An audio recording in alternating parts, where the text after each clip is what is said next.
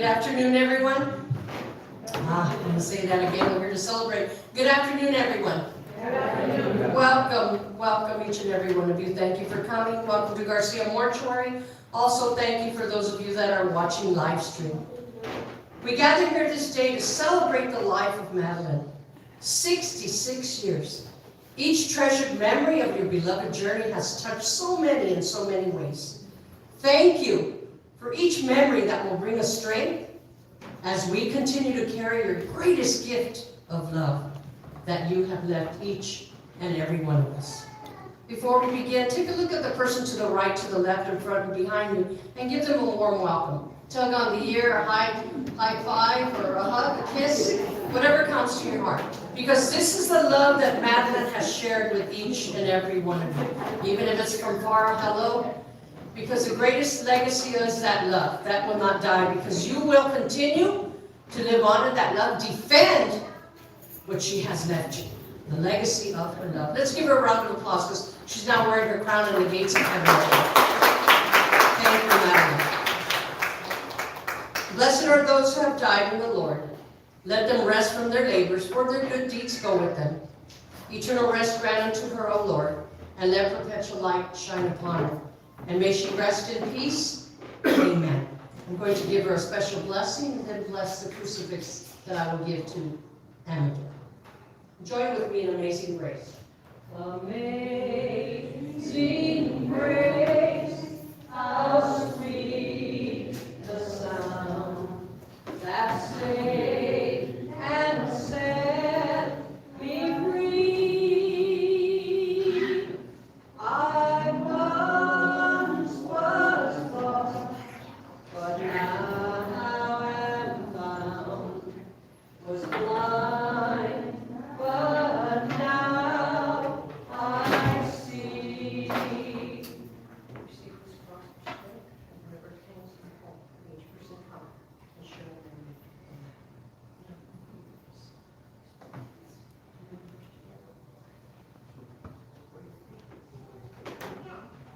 41 years together. Let's give them that round of applause. 41 years together.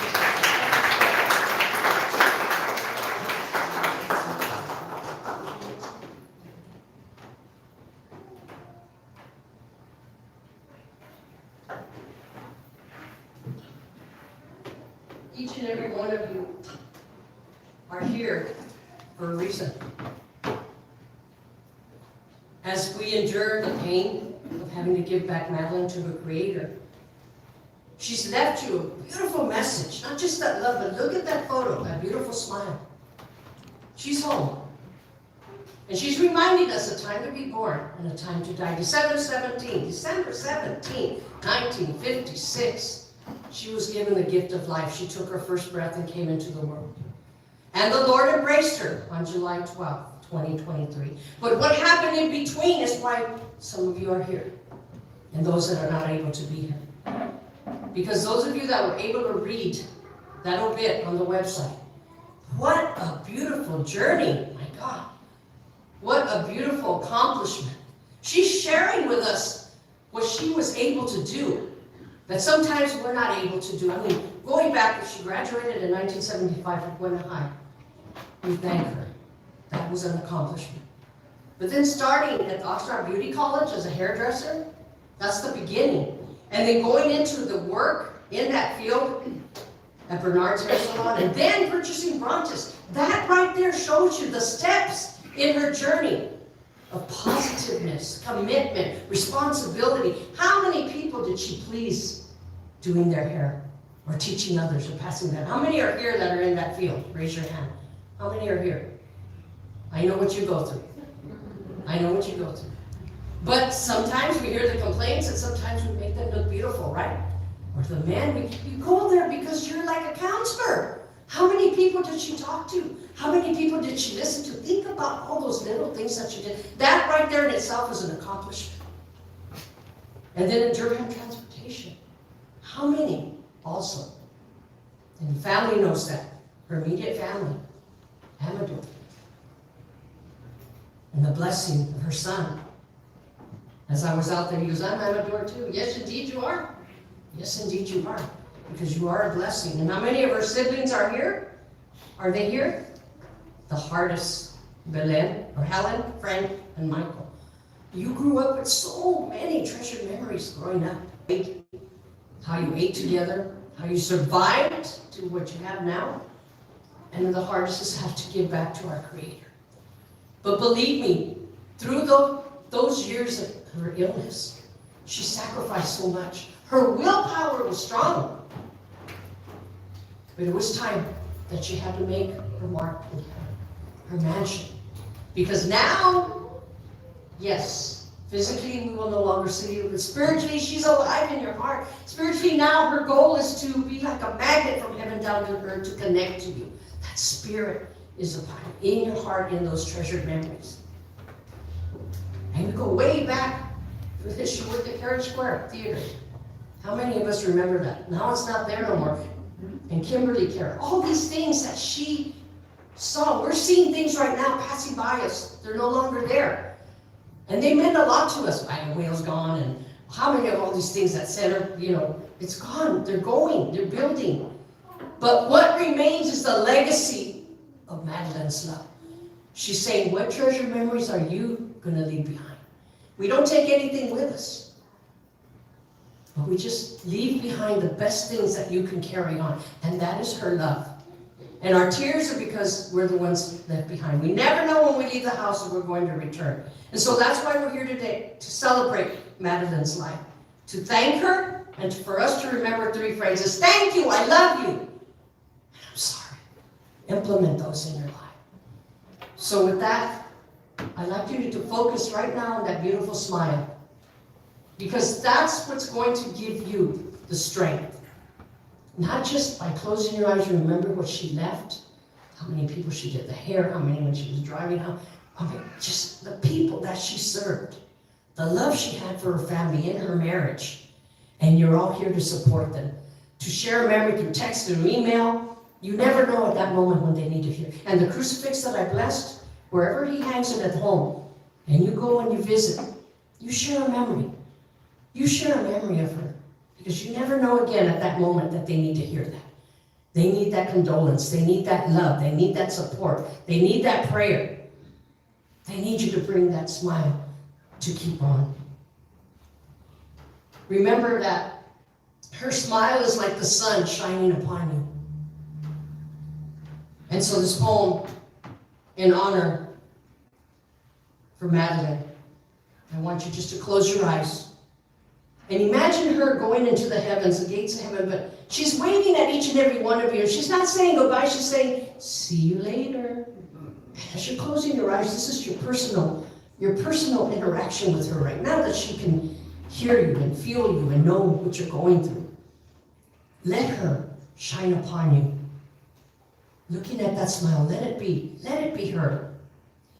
You have left so many treasured memories.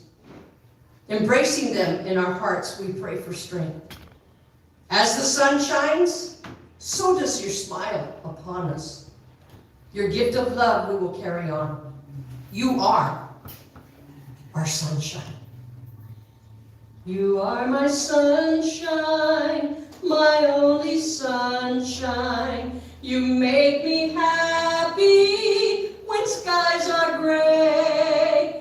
You'll never know, dear, how much I love you. Please don't take my sunshine away. How much I love you. Please don't take my sunshine away. Open your eyes and look at the presentation before you. The flowers without food or water, they would not be here for this presentation. And now, let's give her that real round of applause she deserves. Amen? Amen.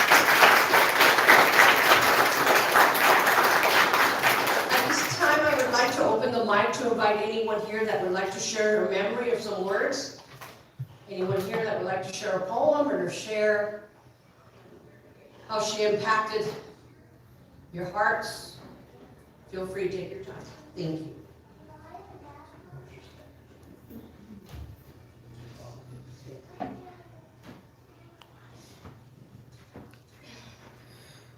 Here we are again.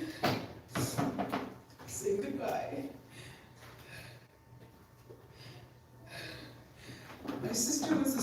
strongest woman I know. She'd been through so much. She was strong. She went through way much more than I ever could. And I told her, one day I went into her room and the mask that they would put on her face when she had her radiation, what's that for? She said they would lay me on the table and screw it down to this metal table. I couldn't move, and the radiation machine would be going back and forth, and she goes, you just lay there hoping it wouldn't fall. And I go, why don't you throw it away? And she couldn't really talk, but she just went, I said, okay, I get it. She was just so strong. And just now that she's gone, I've just been remembering all these different things when we were in high school. And we'd go to her friend's house, and we'd go out, and we would go to the movies, and it was always Stella, Bonnie, and Cruz, and she'd tell me, okay, go ring the doorbell, but don't go in. I go, why? She goes, because you'll never come out, they're always late, so just don't go in. I'm like, okay. So I just ring the doorbell, and the mom would open, and I go, no, we're way out here. And I go running back to the car. And we'd go out, we'd go to Louis, and her and her friends, they'd meet these guys, and they'd take us out to breakfast afterwards. So I'd always, Grandma didn't give us a key. She always would unlock the door for us. And she always let us go wherever we wanted, as long as she knew who we were with, where we were going, and what time we'd be home. So if we went anywhere else, we had to call her and let her know. And I'd always say, you go call her, me. You call, I'm not calling. So she'd go and call, Mom, we met some guys, we're here at so-and-so having breakfast. Okay. And then we'd go home, we'd be at dances, and we'd go somewhere else, you call. It's always you call me, I'm not calling. And it's just those memories. And then when she, graduated from beauty school and had the shop, and I ended up going to beauty school for manicuring, and I was there at her shop too, and it was just good times. And then when she worked at Durham, she'd always go, they had middays where they drive in the morning, have a break, and then drive in the afternoon. And, after when I had Bianca, and Bianca was born in her car, in the parking lot at the hospital. And I called her, and I said, I'm in labor. She's like, okay, I'll be right there. And I was at home, and she's like, she didn't come, and I'm like, geez. So I go down the stairs, and having a contraction, I stop and breathe, go out the front door, get to the gate, stop and breathe, go walk to her house, 2 houses down, and I stop and hang on to the neighbor's car and breathe, and I'm like, what the heck? And she goes, I took a shower. I'm like, oh my God. I go, come on, let's go. And we're on the freeway, and she's driving, and I'm looking at the speedometer, and I go, hurry up. And she goes, I'm going 55. I go, then go 65. And she's like, well, what if I get a ticket? I go, fine, the cop can deliver the kid, okay? And so then we get to Mills Road, and she stops at the light, and I was like, and this was, midnight, and I was like, go. She goes, it's red. And I go, just go. And so she takes off, and we get to 5 Points. There's bars there. What am I going to do? Go between the bars? I go to the end. And so she parks at the end. And as she gets out, I go, make it a gurney, because the wheelchair's not going to do it. And so she goes running in, and she comes out. She opens my door. She goes, they're coming. And I go, heads out. She goes, oh my God. And she goes running in, leaves the door wide open. I close the door. And I deliver Bianca, and I'm sitting there holding her. And she comes running in, and they come running out. And so then they take Bianca, and then they put me on the gurney and take me to the ER, and finally take me upstairs. And she's sitting in there, and the doctor comes in, and I said, yeah, you're a little late. And so the nurse comes in, she goes, you need to go register your sister. And she goes, are you okay? And I go, I'm okay. I go, but I don't think my sister is.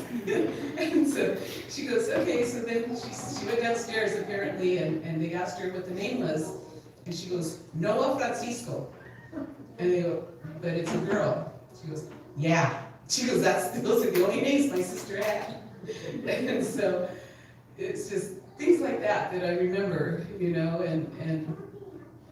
and then when she worked at Carriage Square, she would call, Helen, the 101 Dalmatians is here, bring the girls.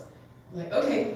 So we drive over to Carriage Square, and me being the frugal mother, I always had sodas in the trunk, so I'd stick a soda in each of their pockets, and like, okay, let's go. And so they let us in for free, and the girls would go to watch 101 Dalmatians, and the workers knew my daughters, and during the movie they would take the boxes that you carry the stuff in, they put paper towels on and put popcorn on it, and take them into my daughters in the movies. And they'd sit there, and so they knew when their movie was over, they'd go out and they'd sit at the bench there and wait over by the window where Maggie sold tickets. And I would go to the chick flick movie, and their dad would go to the action movie, but Josie would also go with the dad to the action movie. And it's just, she loved working there, because once she got done with work, she went there, and it was just mindless work. And she enjoyed it. She had so much fun there. And then as my girls got older, we were always together.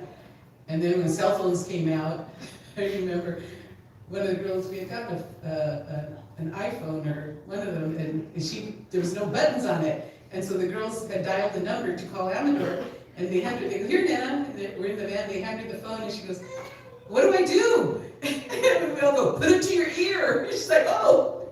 And they're like, I know. Another time I rented a van, picked up the girls from middle school, and they're like, oh, air conditioning, they get in, and they're like, oh, wow, Mom, this is cool. Is there a DVD player in here? And then I was, yeah, there is. And the girls are looking, and they're, where? She goes, right here, and she points to the CD player. Like, nah, like, that's a CD player. She goes, oh, okay. Things like that. And then as my grandkids were born, she loved my grandkids. She would text, I'm depressed, send me pictures. And right away, before I knew it, because it was a group text, before I knew it, all these pictures would be coming up that I didn't even send. It was them. They were at work and they're sending her pictures. And the hard part is that now the kids do something, I take a picture and I'm ready to send it to her and she's not there. And that's what's so hard. But she loved my grandkids, she loved my daughters, she loved her grandkids. I'd answer, hello, damsel in distress, okay, what do you need? And we'd drop whatever we were doing, and we'd be there for each other. Always. Never asked why, what, never, just okay. And that was my sister, always being there for people, always giving, always giving. I remember one time, I was living in Santa Paula, and she calls, where are you? I go, we're out. And where are you? She was sitting in your backyard. I'm like, what? What are you doing in the backyard? She goes, Amador got mad at me and I left. And I'm like, okay, we'll be right there. So we get there and I'm like, well, what's going on? She goes, Amador got mad at me. I go, why? She goes, because I bought liquor for the coaches. And I go, well, yeah. I says, you spent a lot of money on that liquor for those coaches. I go, do you think they care? I go, that's Amador's hard-earned money. And she sits there, and then she calls, she goes, can you come get me? I go, I mean, and that was just her. She was always there, and making us laugh. One time, on Fridays, when Mom was still alive, we'd go shopping. I'd drop the kids off at school, and then we'd go pick up my mom. And we were getting off on wheels, and then I says, Mom, you have $6? And he goes, yeah, I have $6, why? She goes, I want to get a coffee. What coffee costs $6? She goes, it's really good coffee, Mom, you're gonna like it. It's from Coffee Bean. And so, we go to the 99-cent store, load up on groceries, pile them all in my van, then we go have lunch, and then we go to the grocery store and get the stuff from there that you couldn't get at the 99-cent store, and then we go pick up the girls. And it was just, we were always together, and it was one time that I was taking my mom was with us, and I'm driving down, what's that street? I can't even remember right now. Anyway, it's the street you turn in where my mom was living in the mobile home park, and I passed it, and my mom's sitting there going, me, and I'm like, oh, sorry.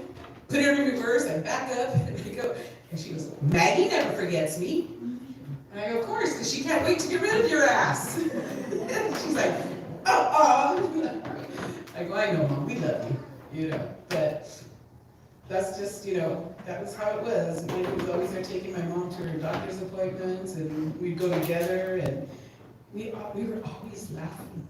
Always laughing. We always found the humor in everything.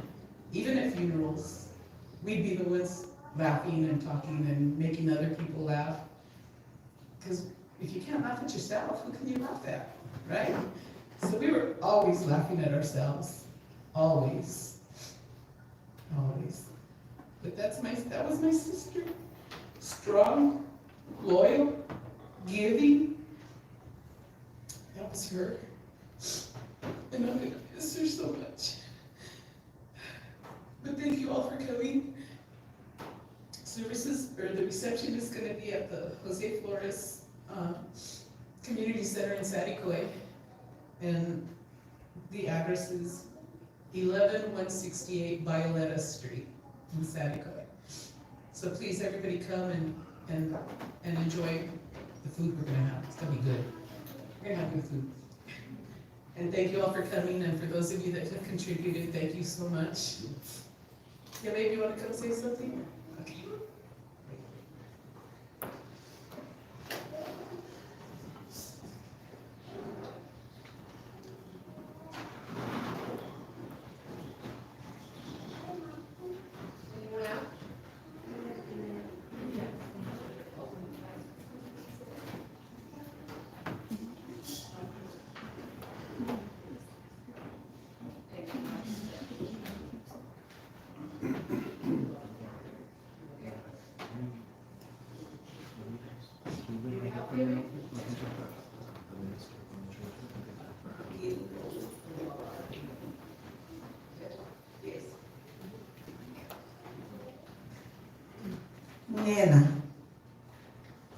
Nana was a very good person.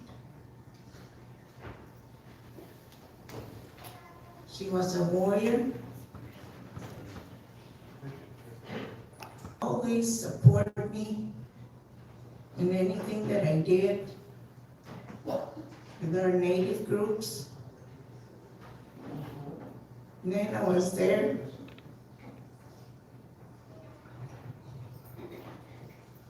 When my father died,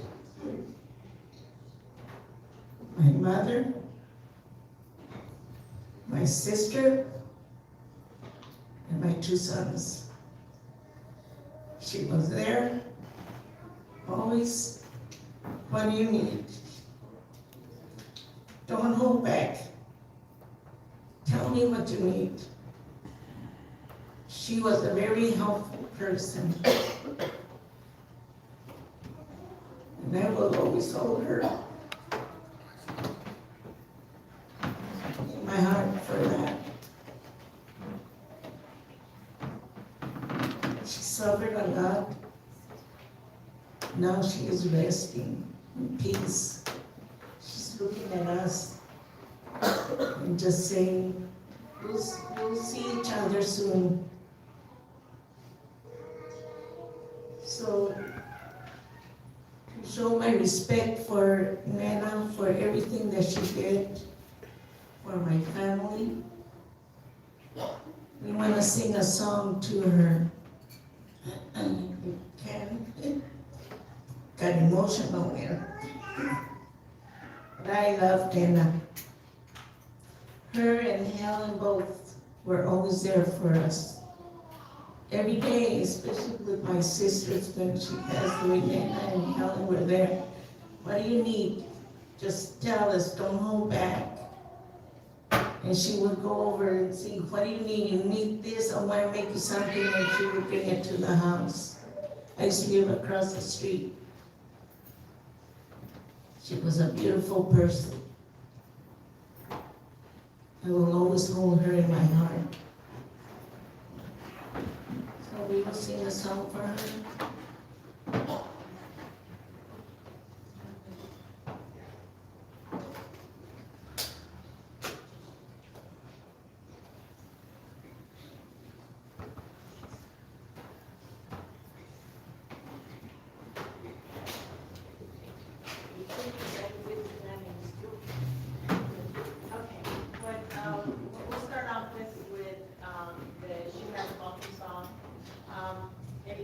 you ceremony, we start off with the welcoming of our ancestors. As we're all Shuman, Josie also here is a drum keeper, and very proud of her. I seen her when she was my grandkids' age, and she still continues to hold that drum. And she's a drum keeper, so that's really important in the Native community. So with our elder faiths that has taught us what we know now, and I'm grateful and thankful for that. So I'd like to honor our ancestors with this welcome song, and always remember our ancestors, like we all remember a family member here. So that way our ancestors can, grab her also and take her on her path to the Creator. So, anybody know the song? You're welcome to sing along with us. It's very easy. So, this is the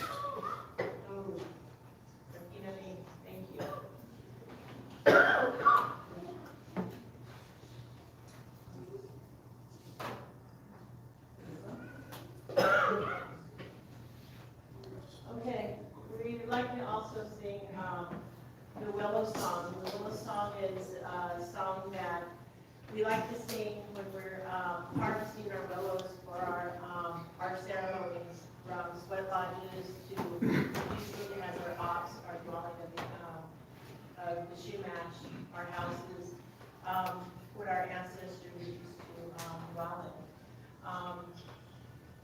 So I like to sing this song also in this time of need when, if you picture yourself where you need to, either your plant people, your plant relations, brothers and sisters, because that's what our plants are to us, are our brothers and sisters. So we like to offer this song for you all that need the strength right now, the strength of the will to stand strong. And I know it's hard at this time, but we need to stand strong at this time, not only for ourselves, but for our brothers and sisters, our aunties, our uncles, and our loved ones, our friends. So with this song, the Willow Song also is another somewhat easy song, so you're welcome also to join in.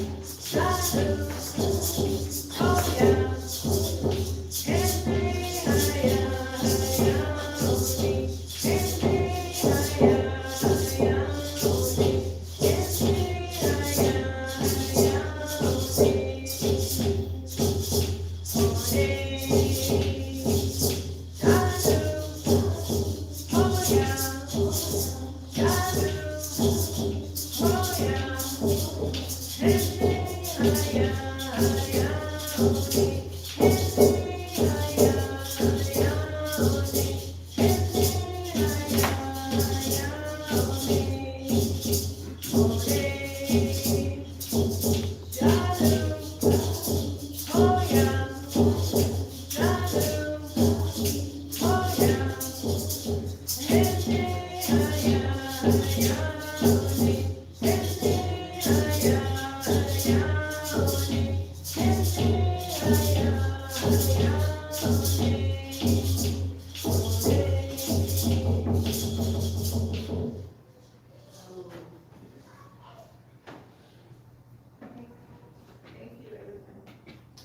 you, everyone.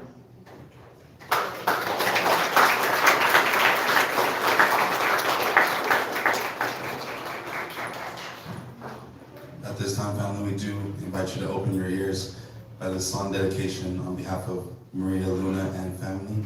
The song is A Lover's Concerto by The Toys.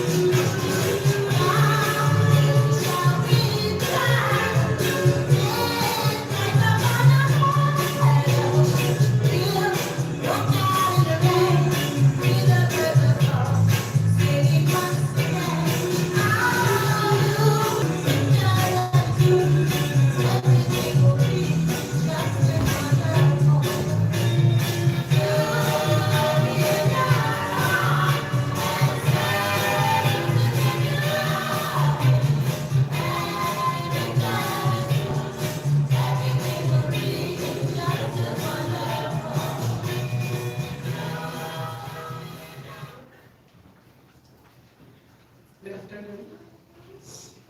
Um, I wanted to speak before the song came up, but I believe she planned it this way. Anyway, I've known her since she was 12. And I met her when we started junior high. So for all that time until we graduated, I saw her every day. And initially, our classes were planned out, so we were just always hoping to be in the same class. And we ended up in a couple classes in junior high together, but then in high school we got to pick. And we did a lot of our studies together, but then she had a different plan for her life, and it started back then. I want to share, some they're funny things that we did, like Helen shares, like everything with her was an adventure. She was fun because she was daring, and she was perfect for me. The one thing that we had in our friendship from the get-go was that, as different as we were, we accepted each other. I literally am from the other side of the tracks. If you look at her and you take her cap off and put a crown, and then just put a diva on there, that is who she was, and when we were growing up. The thing about her for me was that she was willing to share everything that she had with me. And I don't know why. I just it was good for me, and I accepted it, and it was fun. At that time, driver's ed was one of the things that every kid looked forward when they went to high school. Of course, that was us also. So at 16, when she finished her driver's ed, she went and she got her license. And we were all driving with or without license. That was just what we did. And it's funny, you know, the way that I share those stories is that there was times when we didn't have permission to get the cars, so we were actually driving stolen cars. But that was what we did at that time, and it was all in fun. There was no, you know, we were careful. But this is one of the memories that I have. She didn't get her car until she started beauty school, because she had to go from high school to they were beautiful people, and they provided everything for her. So she had a car. She had a car, and for us, that was like freedom. Okay, Thelma and Louise, whatever you think, you know, that was us. Okay? We went everywhere. We did a lot of things. So, but one of the early memories that I have is, you know, wanting to go cruising, and we didn't have a car, so we had to borrow. Okay, and both of her parents at that time, they were together, but both of her parents had Cadillacs. And I don't know why, and I'm sure that when, okay, so we asked Josie and her mom, can we borrow the car? And she says, well, no, you have to go ask your father. So that was what they told her. So then, you know, I was like, oh, okay. So then her dad, Fred, lived like on the other side of town. So I'm sure that we drove the Cadillac that we wanted to borrow. We drove it over to Mr. Lopez's house. And, you know, so we're teenagers, right? We're not very smart. So we go, okay, you know, we're just gonna go, we're visiting, yeah, okay. And okay, we'll sit and make small talk, and then, so I go in there, you know, just behind her, just follow her lead. So then I sit, and then, you know, her dad just says, oh, how are you guys doing? And, you know, it's like, oh, good, you know, small talk and everything. He's watching, I don't know what he's watching on TV, but we start watching it like we're interested, you know. And then, can I borrow the car? And, you know, he says, well, what do you want it for, you know? And he said, well, we want to go, it's Friday night, so we want to go cruising in San Paulo, or is it Saturday night? I forgot which night it is. But each town had their own cruising nights. So then, you know, he doesn't let us have the car right away. We have to sit there and have peanuts or whatever, and just, finally he says yes. So we take off, and like Helen says, you know, the routine, we go pick up the girls, right? So we picked up the girls, and then, you know, so then we're cruising San Paulo. And, you know, you cruise really, really slow, you know. And then you get to the end, and then you can't dash it through the back streets all the way to the front, right? And start all over. Well, she's driving this humongous monster of a car, right? And I'm the co-pilot. And those those alleys are, some of them are really narrow. So it's like, I'm just like holding on, and then she says, well, am I making it? And, I told her, yes, So now I realize, how important the co-pilot is. Okay, because, my yes, she went for it. She was fearless. But we did that, okay, we did that. And now I see, by the jobs that she did, it was nothing for her to drive a bus. Okay, she had already learned how to drive buses through, by that. So,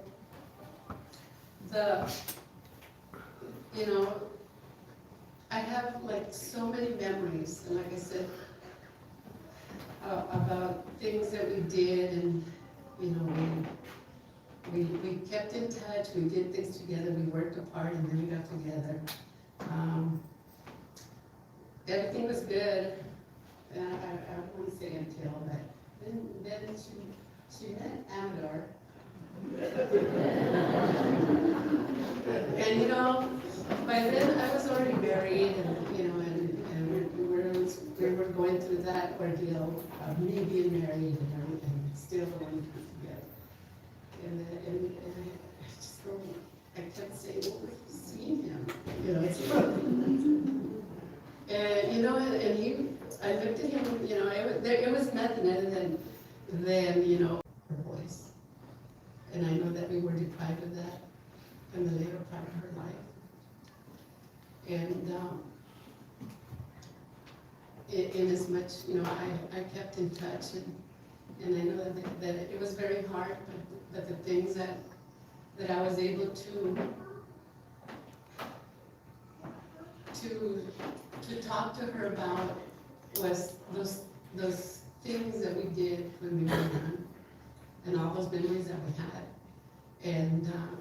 and I was able to make her laugh at times when she shouldn't have been laughing because it was painful for her. But I was able to take her back to those times when we were free. So, with that said, I wish for all of you that kind of friendship. And to my friend, the last words that I said to her, the last time I saw her was, we never said goodbye. Yes, I'll see you. Yes, see you. Thank you.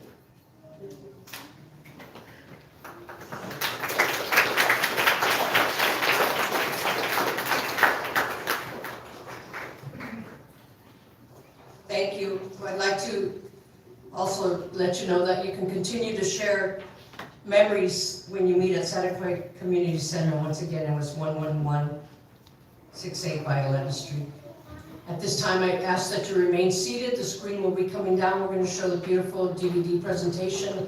Family has shared some beautiful photos, and then we will conclude with a closing prayer. Thank you. Please be patient.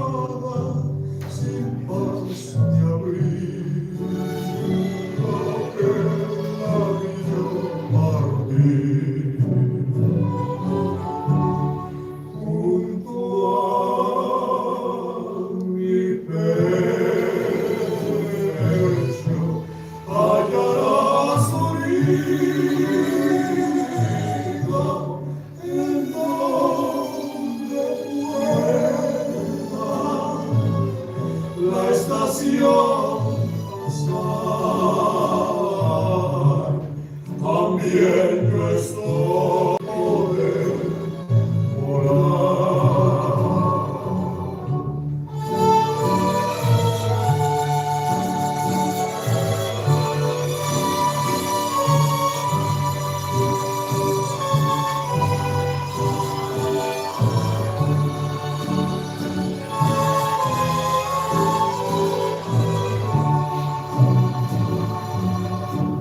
junto a mi pecho,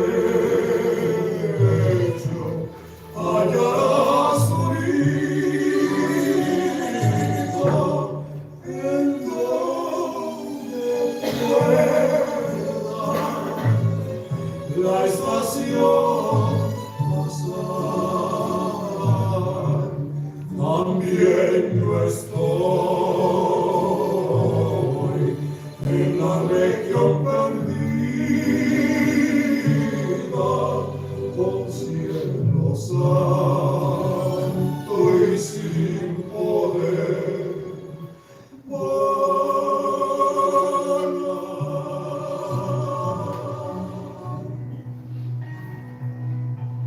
Tell me what does it look like in heaven? Is it peaceful? Is it free?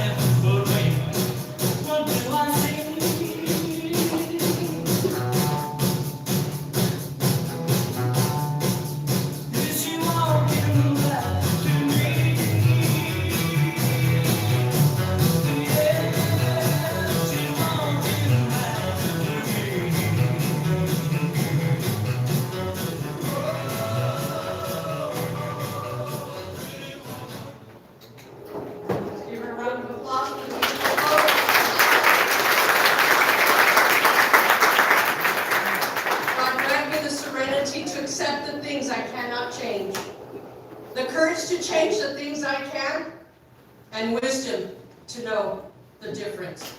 This concludes our services. Thank you, each and every one of you, for watching live stream. Again, just an announcement, go forward and give your condolences to the family, and then exit here through my right door. Once again, after mingling with some coffee and cookies, the family would like to invite you again, Satacoy Community Center, 11168 Violeta Street, and continue to celebrate with family and sharing memories again. Thank you on behalf of Garcia Mortuary. Thank you for each and every one of you for coming here to give your time and your love at this time. May God bless each and every one of you. Thank you. May God bless. Thank you.